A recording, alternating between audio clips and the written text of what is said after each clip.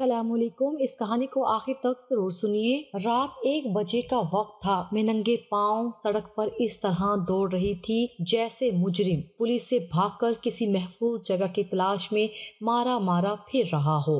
آسمان پر گہرے سیاہ بادل تھے، آندھی اپنے زوروں پر تھی، ہر چیز پر تاریکی چھائی ہوئی تھی۔ سڑک پر آتی جاتی کسی گاڑی کی روشنی ارد گرد دیواروں سے ٹکراتی یا بآسانی بجلی کی کڑک چمک پیدا ہوتی تو میرے دل میں خوف و ہراس کی ایک لہر پھیل جاتی۔ کبھی یوں پاس سے کسی کی آہٹ محسوس ہوتی تو میں ڈری سہمی اپنے قدم روک لیتی۔ میرا ہر قدم بوجھل محسوس ہو رہا تھا۔ تھوڑی دور چل کر مجھے اپنی منزل نزدیک آتی محسوس ہوئی، لیکن میں خوش پھر بھی نہیں تھی۔ لوگ منزل پر پہنچتے ہیں تو سب کچھ پا لیتے ہیں، لیکن میری منزل پر میرا خسارہ تھا، سب کچھ کھو دینا تھا۔ میری جان، میری لگتے جگر، میری اپنی بیٹی جسے میں نے 9 ماہ تک اپنے پیٹ میں پالا تھا، مجھے اپنی منزل پر اسے خود سے جدا کر دینا تھا، اسے ہمیشہ ہمیشہ کے لیے کھو دینا تھا۔ جوں جوں میں آگے بڑھ رہی تھی، میرے دل میں مزید رنج و غم کی کیفیت زور پکڑ رہی تھی۔ اب سامنے ایک کیچڑ کا ڈھیر تھا جہاں ارد گرد بارش کے پانی کی وجہ سے کافی دلدل بنی ہوئی تھی، اور اس سے تھوڑی دور دائیں جانب مسافروں کی آرام گاہ بنی ہوئی تھی جہاں رات کے اس پہر کسی آدم ذات کا نام و نشان تک نہیں تھا۔ میں نے اپنے لختے جگر کو خود سے علیحدہ کیا اور اسے وہاں پڑے ایک بینچ پر لٹا دیا، ایک چھوٹا سا کمبل اس کے جسم کے ارد گرد لپیٹا اور سر پر ایک موٹی اون کی ٹوپی پہنائی۔ اس کی چھوٹی چھوٹی آنکھیں مسلسل مجھے گھورے جا رہی تھی، جیسے کہ اسے پتا ہو کہ اس کے ساتھ کیا ہونے جا رہا ہے، لیکن وہ ننھی اولاد کی نرم و نازک کلی مسکرا رہی تھی اور میری آنکھیں غم کے مارے نم ہو چکی تھی۔ اچانک دور سے آتی گاڑی کی لائٹیں میری آنکھوں میں پڑی، مجھے ایسے لگا جیسے وہ گاڑی میری طرف ہی آ رہی ہے۔ میں نے بچی کو ایک نظر دیکھا اور جلدی سے پاس کھڑے ایک ٹرک کے پیچھے بھاگ گئی اور چھپ کر دیکھنے لگی۔ وہ گاڑی سیدھا اس بینچ کے پاس آ کر رکی جہاں ابھی کچھ دیر پہلے میں اپنی بچی کو رکھ کر آئی تھی۔ بچے کے رونے کی آوازیں مجھے یہاں تک آ رہی تھی۔ اچانک اس گاڑی میں سے ایک آدمی نکلا جس کے ساتھ ایک 20-22 سال کی لڑکی بھی تھی۔ لڑکی نے جلدی سے آگے بڑھ کر روتے ہی بچی کو اٹھا لیا اور اسے اپنے سینے سے لگا لیا جیسے وہ اسے چپ کرانے کی کوشش کر رہی تھی۔ وہ دونوں آپس میں کچھ باتیں کر رہے تھے، دور ہونے کی وجہ سے ان کی باتیں مجھے ٹھیک سے سنائی نہیں دے رہی تھی۔ کافی دیر ادھر دیکھنے کے بعد جب انہیں کوئی نظر نہ آیا تو وہ بچے کو اٹھا کر اپنے ساتھ لے جانے لگے۔ ایک دفعہ تو میں تڑپ اٹھی، دل چاہا کہ بھاگ کر جاؤں اور اپنی بچی کو کھینچ کر اپنے سینے سے لگا لوں۔ آج مجھے ایک سخت دل ماں کا کردار ادا کرنا تھا، کیونکہ مظلوم ہونے کے ساتھ ساتھ عورت کو بے رحم و شفاف لقب بھی دیا جاتا ہے۔ یہ ایسی عورتوں کو کہا جاتا ہے جو اپنی خوشی کے لیے اپنی اولاد کا گلا اپنے ہاتھوں سے ہی گھونٹ دیتی ہیں۔ میں بھی ایک ایسی عورت بننے جا رہی تھی۔ مجھے بے رحم شفاق بنایا گیا تھا۔ اس لمحے خود غرض ہو گئی تھی، لیکن مجھے خود غرضی کس نے سکھائی تھی؟ ہاں، اسی معاشرے نے جہاں کسی بھی عورت کی بے بسی کو مفاد پرستی سے منسوب کیا جاتا ہے۔ یہ سب مجھے اسی معاشرے نے سکھایا تھا جہاں عورت پر ذلت کا کیچڑ اچھالنا بہت آسان ہو جاتا ہے، جہاں عورت کے کسی بھی گناہ کو راز رکھنے کی بجائے سرے عام اچھالا جاتا ہے۔ ایک غلطی جو ایک گناہ مجھ سے بھی ہوا تھا۔ مجھے یاد ہے وہ دن جب میں اپنے کالج سے نکلی تھی اور بس اسٹاپ پر ہماری گاڑی پہلے سے ہی جا چکی تھی۔ بس کے جانے کے بعد پہلی بار مجھے بہت ڈر محسوس ہوا تھا۔ اس وقت میرے ساتھ میری ایک دوست بھی تھی، لیکن اس کے گھر سے کوئی اسے لینے آ گیا تھا اور وہ ان کے ساتھ چلی گئی تھی۔ پھر میں وہاں اکیلی رہ گئی تھی۔ کچھ ہی دیر بعد ایک کار میرے قریب آ کر رکی تھی اور اگلے دروازے سے باہر نکل کر کسی نے مجھے پکارا تھا۔ کہاں جانا ہے آپ نے؟ چلو میں ڈراپ کر دیتا ہوں، یہاں اس ٹائم گاڑی بہت مشکل سے ملتی ہے۔ میں نے کوئی جواب نہ دیا تو تھوڑی دیر بعد پھر اس نے مجھے پکارا تھا، چلو بیٹھ جاؤ ورنہ مجھے دیر ہو رہی ہے، اور پھر اس کے کہنے پر میں چپ چاپ پیچھے والی سیٹ پر بیٹھ گئی تھی۔ وہ گاڑی چلا رہا تھا، لیکن اس کی نظریں مختلف زاویوں سے گھوم کر میرے بدن سے ٹکراتی، جیسے کوئی ڈاکٹر معائنہ کرنے کے دوران مختلف زاویے بدلتا ہے۔ مجھے وحشت سی ہونے لگی تھی، اس لیے میں نے اپنا دوپٹہ گلے سے نکال کر سر پر اوڑھ لیا تھا۔ کیا نام ہے تمہارا؟ اس نے پیچھے نظریں گھما کر پوچھا۔ جی میرا نام بشرا ہے۔ بشرا، اتنا ڈرتے ہوئے کیوں بول رہی ہو؟ کھا نہیں جاؤں گا میں تمہیں، ڈری ہوئی نہیں ہوں میں، بس ذرا جھجک محسوس ہو رہی ہے۔ دراصل میں پہلی بار کسی اجنبی کے ساتھ سفر کر رہی ہوں، اس لیے میں نے وضاحت کی تھی۔ اوکے، تو پھر اس اجنبی کا نام باسط علی ہے اور یہ ناظم آباد میں رہتا ہے، اس نے اپنی گاڑی کا شیشہ ٹھیک کرتے ہوئے بتایا۔ ناظم آباد میں؟ میں بھی تو وہیں رہتی ہوں، پھر کبھی آپ کو دیکھا نہیں؟ تب وہ بے ساختہ ہنس دیا۔ ارے اتنا بڑا ناظم آباد کا ایریا ہے، آپ کیسے دیکھ سکتی تھی؟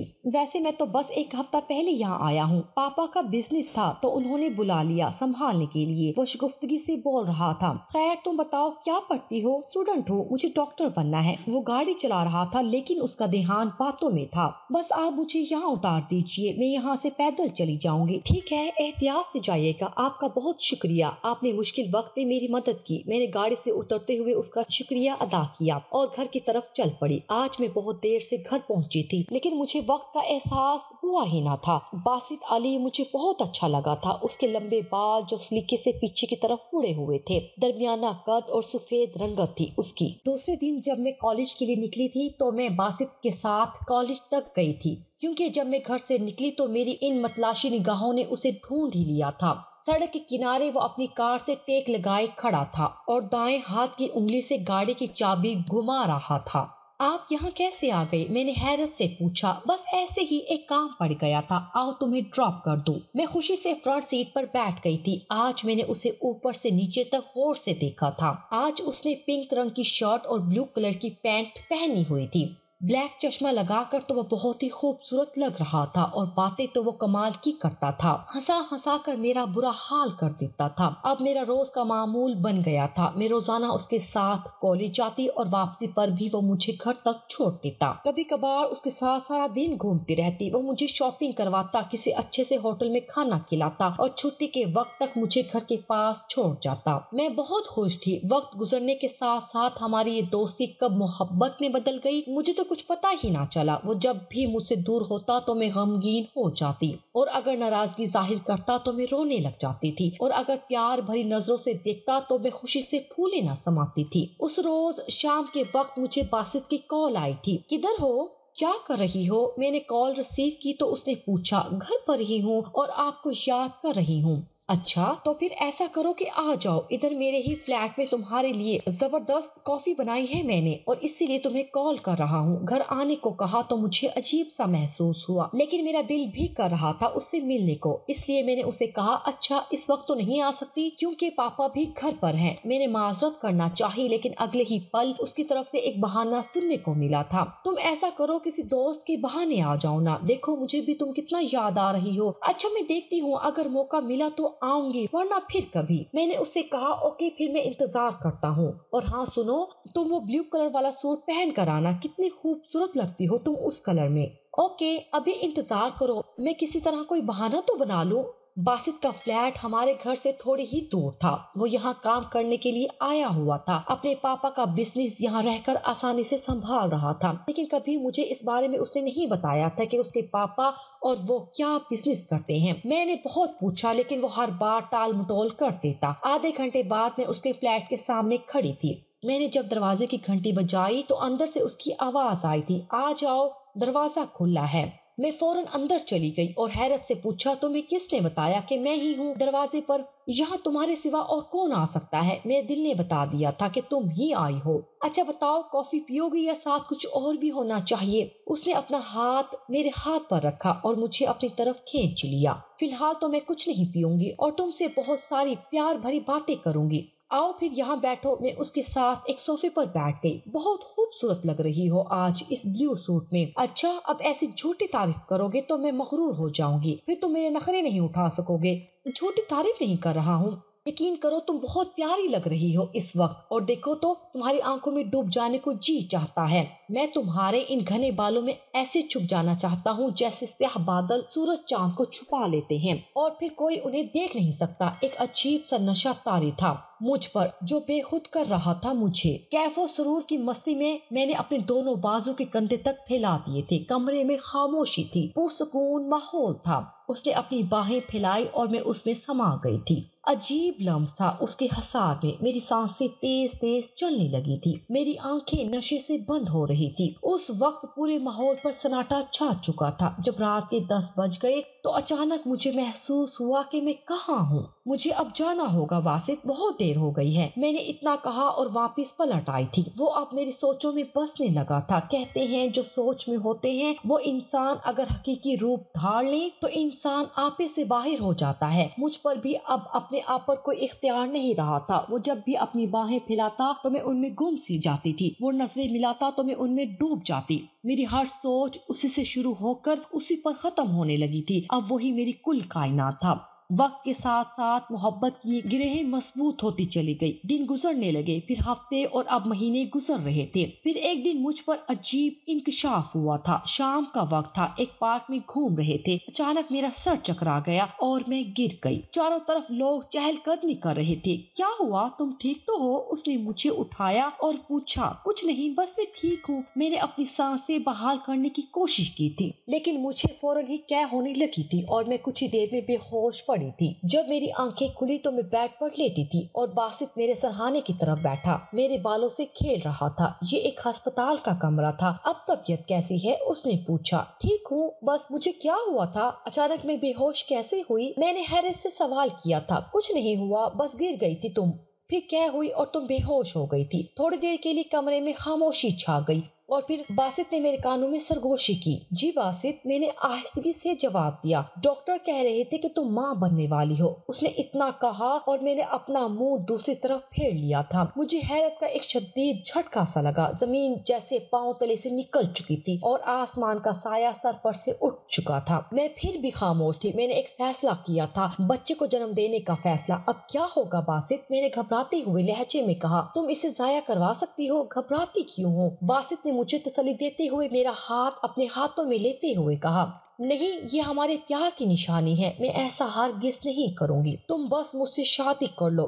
اچھا، تم جیسا کہتی ہو ویسا ہی ہوگا، باسط میری تیز آواز سے گھبراتے ہوئے بولا۔ باسط نے تو مجھ سے کہا تھا کہ ہم دونوں شادی کر لیں گے اور 1 سال تک ہم اپنے بچے کو کسی کی ذمہ داری میں دے کر پرورش کروائیں گے اور پھر خود ہی اڈاپٹ کر لیں گے۔ لیکن وقت آنے پر کیا کیا بدل جاتا ہے یہ کوئی نہیں جان سکتا۔ میری زندگی کا رخ ایک دفعہ پھر بدل گیا۔ وہ دن میری زندگی کا سیاہ ترین دن تھا۔ میں باسط کی محبت میں سب کچھ بھول چکی تھی، حتیٰ کہ ان ماں باپ کی عزت کا بھی بھرم نہیں رکھا تھا جنہوں نے میری پرورش میں محبتوں کے بے دریغ خزانے لٹائے تھے۔ میں وہ جنت فراموش کر کے باسط کے پاس آ گئی، یہ سوچے بغیر کہ میرے گھر چھوڑ جانے سے میرے ماں باپ پر کیا گزرے گی۔ میں نے باسط کے کہنے پر اپنا گھر، اپنے والدین، اپنے بہن بھائی سب کچھ چھوڑ کر ہمیشہ کے لیے اس کے پاس آ گئی تھی۔ باسط نے مجھے کہا تھا کہ اب ہم شادی کر لیں گے اور اپنی زندگی ایک نئے سرے سے گزاریں گے۔ اب میں باسط کے ساتھ اس کے فلیٹ میں رہ رہی تھی۔ میں باسط کو روزانہ کہتی کہ اب ہمیں نکاح کر لینا چاہیے، مگر وہ مجھے ہر بار یہی کہتا کہ میں نے قسم کھائی ہوئی ہے،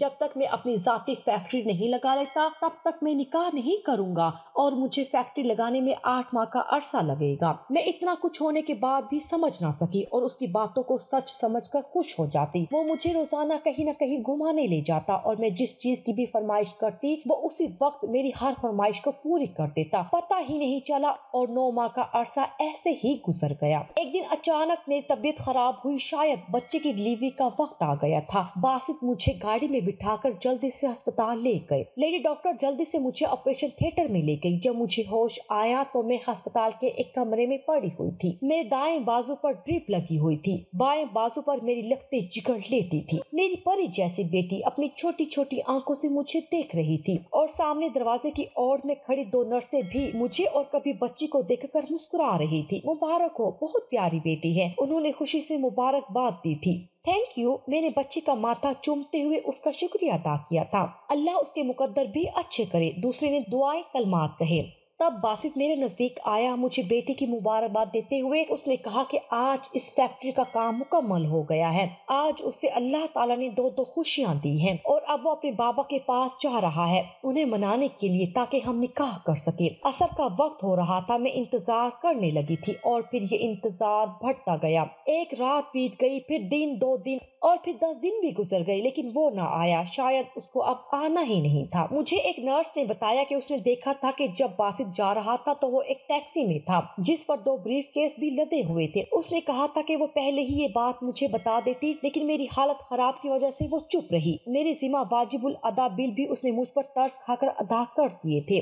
باسط کہاں چلا گیا تھا یہ تو میں نہیں جانتی تھی، لیکن آج 11 دن بعد میں وہاں سے نکل آئی۔ میں سیدھا باسط کے فلیٹ پر گئی، مگر وہاں تالا لگا ہوا تھا۔ आस पास वालों से मालूम करने पर पता चला कि बासित ने ये फ्लैट किराए पर लिया हुआ था और कुछ दिन पहले ही वो ये फ्लैट छोड़कर हमेशा हमेशा के लिए किसी दूसरे शहर चला गया है। रात के अंधेरे में बादलों की गरज चमक और तेज तूफानी मौसम में मैं वहाँ से अनजान राहों की मुसाफिर बनकर निकल पड़ी। अक्सर औकात बहुत मजबूरी में लोग बेहिसी का लबादा ओढ़ लेते हैं, लेकिन दर हकीकत वो बेहिस उस वक्त होते हैं जब राह फरार इख्तियार करते हुए गुनाह पर गुनाह करते जाते हैं। और अब मैंने भी अपने गुनाह से बचने के लिए ऐसी ही राह फरार इख्तियार की थी। आज इस वाक़े को 15 बरस गुजर चुके हैं। मैं अपने दिल का करार तो उसी बेंच पर छोड़ आई थी, अपने मासूम गुड़िया के पास दिल की बेकरारी का करार। जब कहीं से ना मिल सका तो मैंने एक यतीम खाने में पनाह हासिल कर ली। 15 वर्ष से मैं इस यतीम खाने में बिला मुआवजा अपनी खिदमत अंजाम दे रही हूँ। जब कोई छोटा मासूम गुनाह इस जगह खाली झूले में आता है तो उसको सीने से लगाकर मेरी ममता को बहुत सुकून मिलता है। दुआ कीजिए कि मेरी ममता करार पा जाए। गुनाह का कफारा अदा करने के लिए मेरे पास इससे बेहतर